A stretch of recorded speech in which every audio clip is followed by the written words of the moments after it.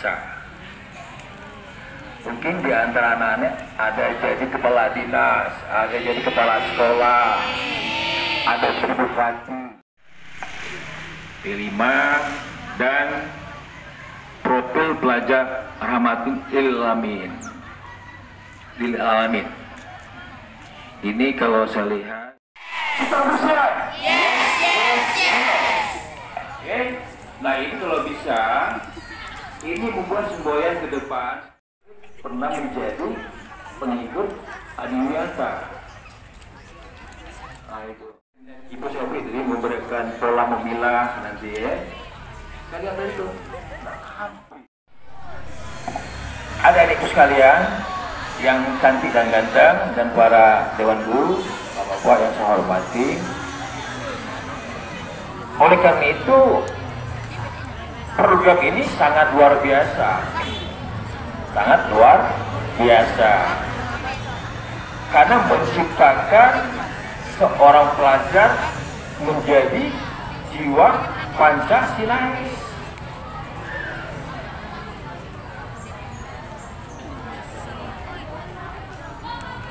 Karena Pancasila itu merupakan dasar, konstruksi, landasan, fundamental daripada negara Indonesia. Maka ke depan, kalau Pancasila tidak ada, bubar Indonesia. Karena Pancasila merupakan fundamental dari negara Kesatuan Republik Indonesia.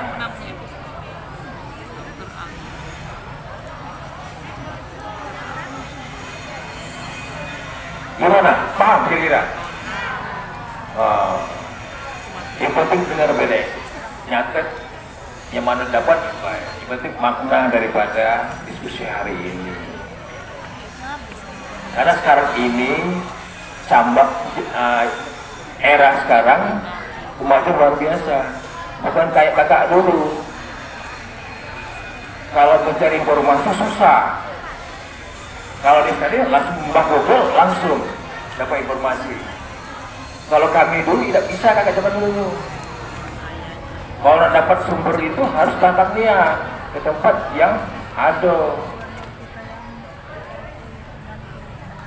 Kita lagi zaman Pak Erma kemarin ngetik skripsinya masih masih pakai mesin ketik. Sekarang komputer. Sudahnya lebih besar lagi tisu untuk tik itu. Siko-siko. Nah.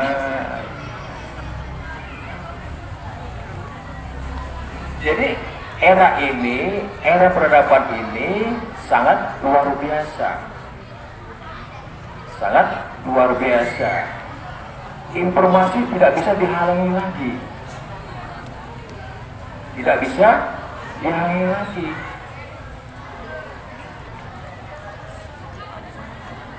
Orang tua hanya sifat mengimbau, tidak bisa menghalangi. Karena apa?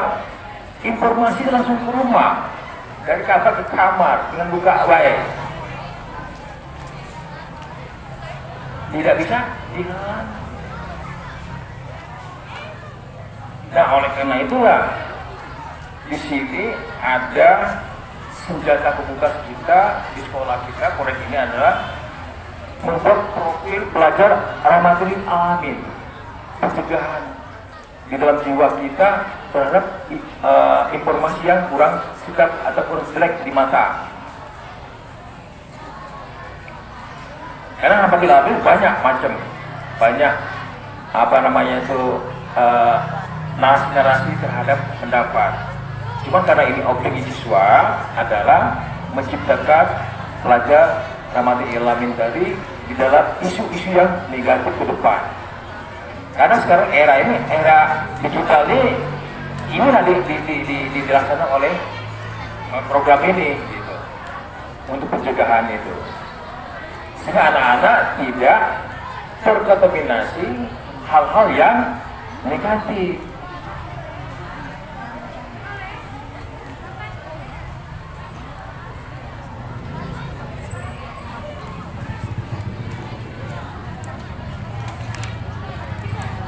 Jadi itulah kenapa pemerintah membuat program ini terhadap anak-anak pelajar tingkat sanawiyah, ibtidaiyah dan ibtidaiyah, tingkat madrasah, amaliyah ya, aliyah, nah itu.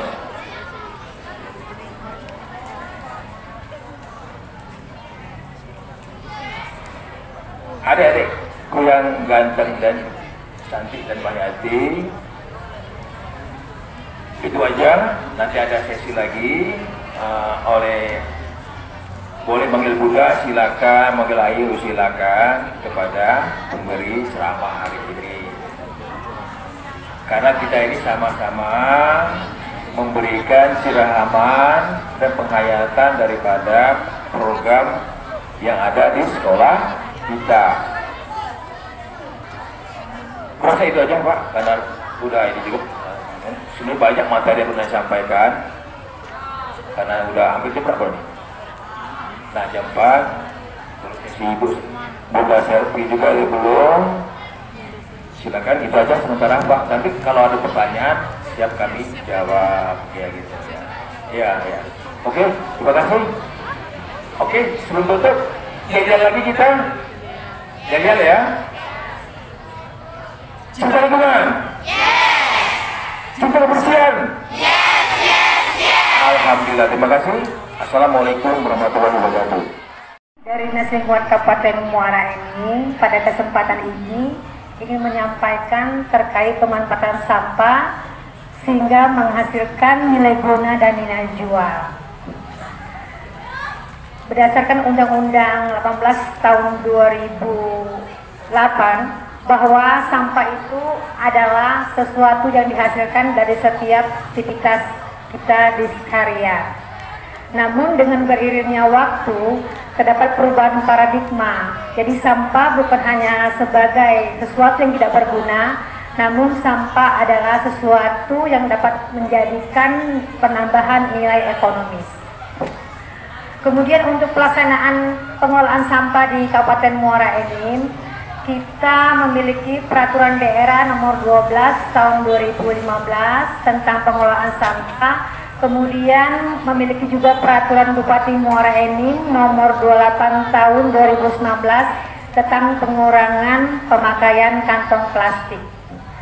Jadi dapat kita ketahui bahwa sampah ini memiliki dua jenis. Yang pertama adalah sampah organik, yaitu sampah yang bisa diuraikan oleh bakteri.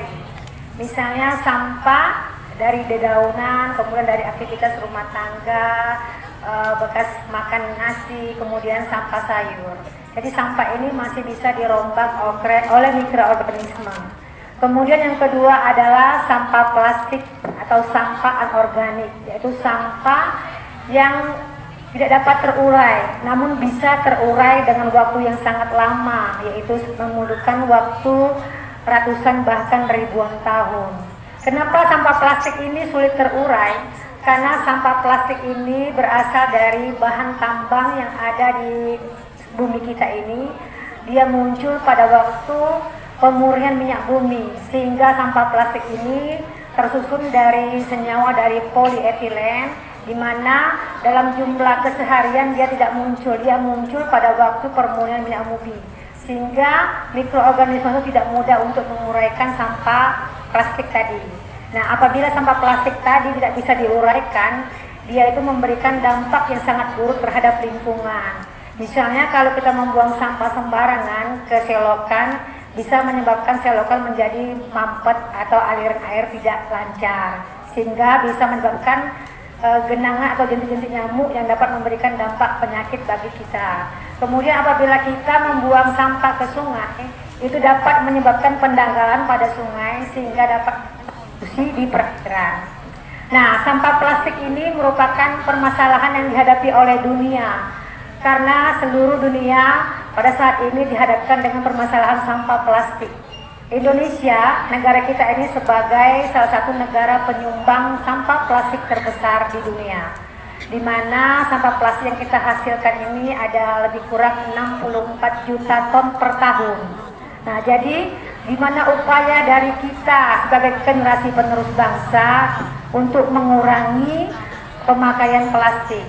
Namun dilema juga adik-adik sekalian bahwa plastik ini masih sebagai primadona yang digunakan dari berbagai macam kegiatan industri, mulai dari untuk kegiatan kantong belanja, kemudian untuk perabotan rumah tangga, dan juga untuk peralatan makan dan minuman di aktivitas seharian kita. Jadi sampah plastik apabila tidak digunakan kembali, dia menumpuk sehingga bermasalah dan mencemari lingkungan. Nah, oleh karena itulah pemerintah kita ini menerapkan 5 prinsip, yaitu 5R, yaitu reduce, reuse, recycle, replace, dan reclaim.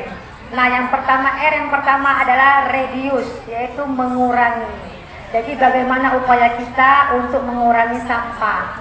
Jadi misalnya kita membawa botol minuman sendiri ke sekolahan, itu sebagai upaya kita mendukung pemerintah untuk mengurangi sampah plastik. Yang kedua adalah reuse, penggunaan kembali. Jadi kita bisa menggunakan botol-botol bekas tadi sebagai pot-pot tanaman. Jadi adik-adik sekalian di sini bisa memanfaatkan botol bekas sisa minuman tadi untuk dijadikan tempat-tempat pot tanaman yang bisa digantung di dinding sekolah, Pak. Apalagi sekolah kita ini merupakan sekolah adiwiyata. Kemudian yang ketiga adalah replace, yaitu menggantikan. Jadi kita selama ini berbelanja ke pasar tidak membawa apa-apa. Kita loncong di pasar, kita disajikan dengan kantong belanja, kantong plastik. Jadi pemerintah mengupayakan kita untuk membawa kantong kain dari rumah, sehingga begitu kita ke pasar kita tidak lagi menggunakan plastik tadi karena kita sudah membawa kantong dari rumah, atau pada waktu kita berbelanja membawa sangke, Pak, ya, dari rumah. Nah, jadi pemerintah juga sudah memberlakukan upaya pengurangan plastik untuk berbagai swalayan. Jadi untuk di swalayan di kota-kota besar itu kita sudah memberlakukan namanya plastik berbayar. Jadi apabila kita belanja ke swalayan, kita tidak membawa kantong belanja, kita akan dikenakan biaya untuk tempat belanjaan kita tadi. Kemudian juga ada beberapa retail makanan juga, Pak, mereka sudah memperlakukan plastik berbayar dan juga mengganti plastik dengan kertas yang dapat didaur ulang. Itu seperti pada restoran siap saji McDonald, Pak, mereka sudah menggunakan tidak lagi menggunakan plastik, tapi mereka menggunakan kertas sebagai pembungkus makanan. Kemudian apabila kita membawa pulang, kita dikenakan biaya mengganti dengan biaya kantong belanja tadi dari bahan kain, seperti itu. Kemudian yang yang keempat ya?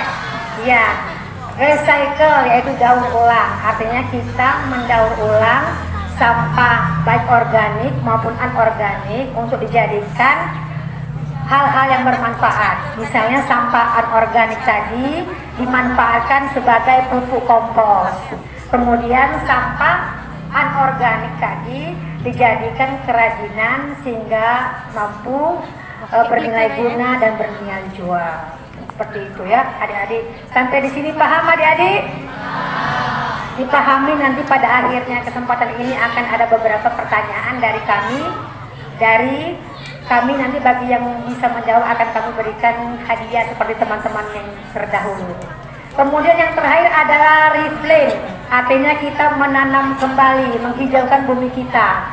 Jadi kita upayakan untuk kegiatan penanaman pohon sebagai upaya kita untuk melindungi bumi kita dari lapisan ozon yang saat ini sudah mulai menipis sehingga bumi kita ini mulai terasa panas. Nah, oleh karena itulah kita berupaya untuk kembali menghijaukan bumi kita, melakukan pemanaman pohon untuk menyelamatkan umur bumi kita yang hampir punah inilah, katakanlah Pak ya, sisa umur bumi kita yang tinggal beberapa tahun yang tak kapal itu kita harus selamatkan, sehingga kita berupaya mendukung gerakan pemerintah untuk melindungi lapisan ozon, seperti itu.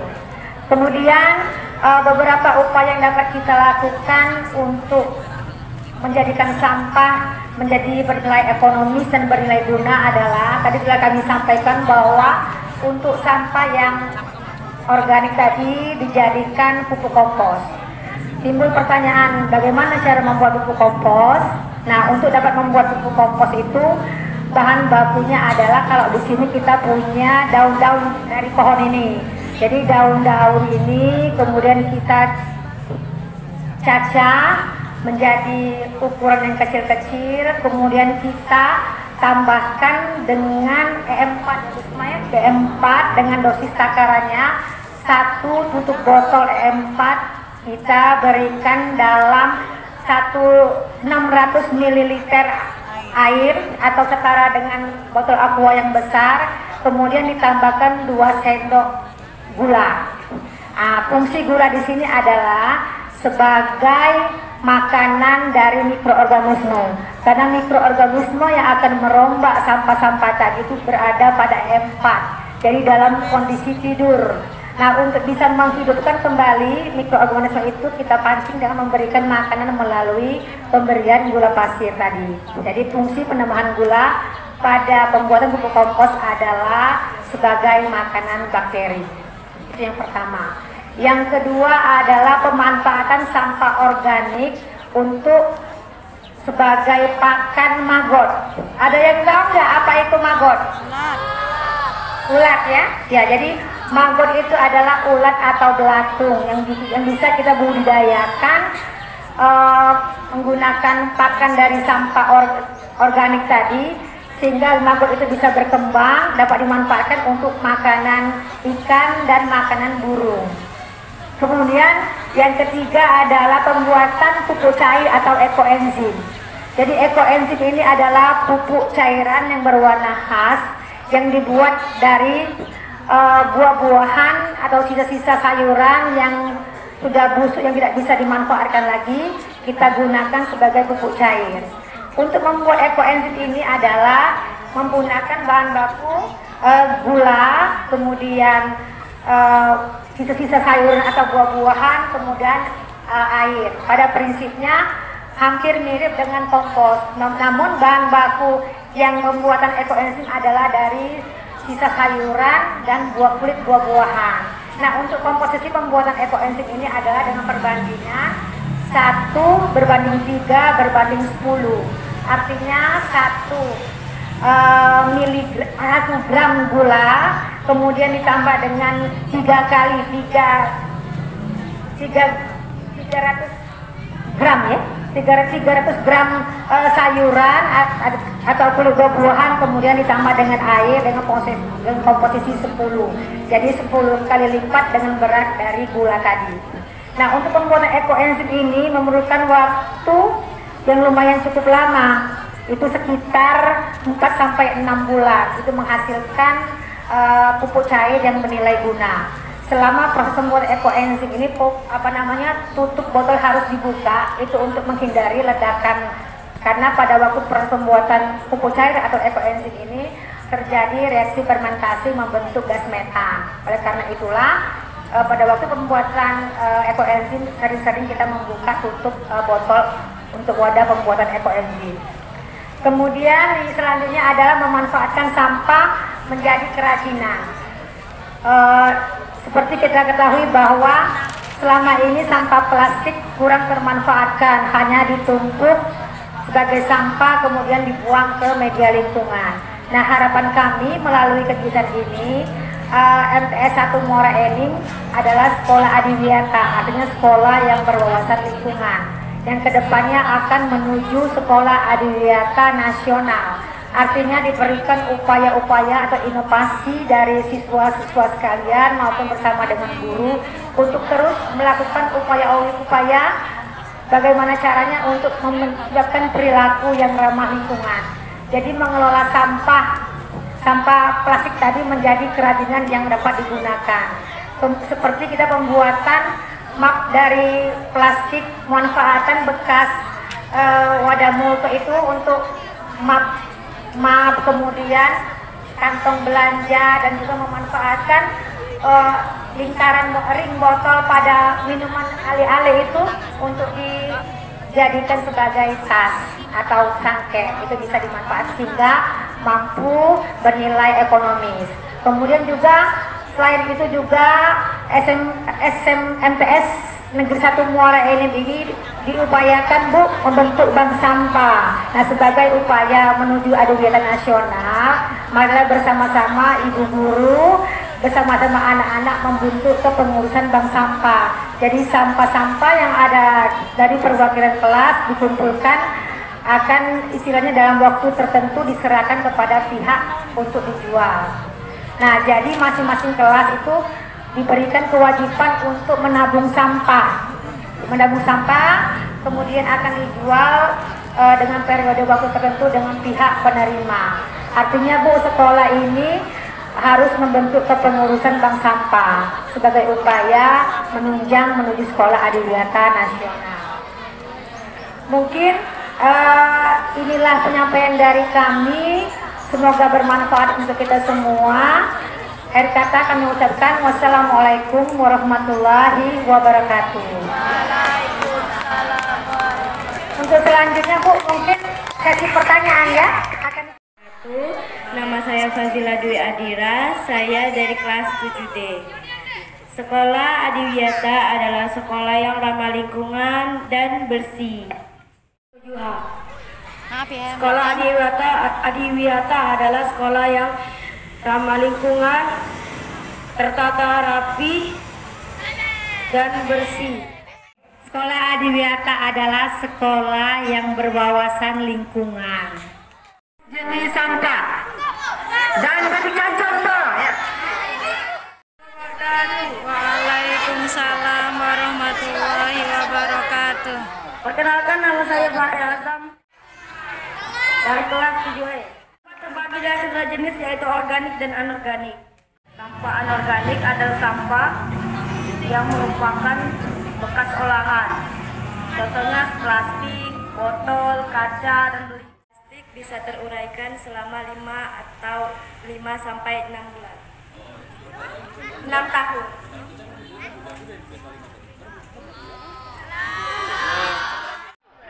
Tolong kalian sebutkan ya, beberapa contoh dari sampah organik yang bisa dimanfaatkan untuk pembuatan pupuk.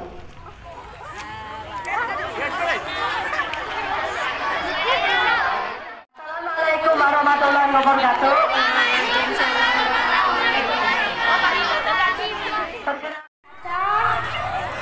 Dan juga gula. Gula lagi. Ada satu lagi nak. Buah-buahan dan sayuran. Sampah organik 600 ml air, M4 dan gula. Apa tadi?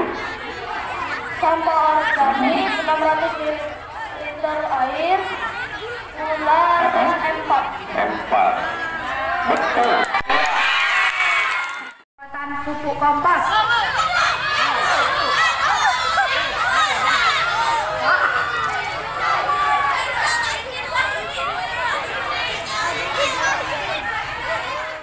Assalamualaikum warahmatullahi wabarakatuh. Nama saya Lama Firmansyah dari kelas 7E. Gula dalam pembuatan pupuk kompos sebagai makanan untuk bakteri.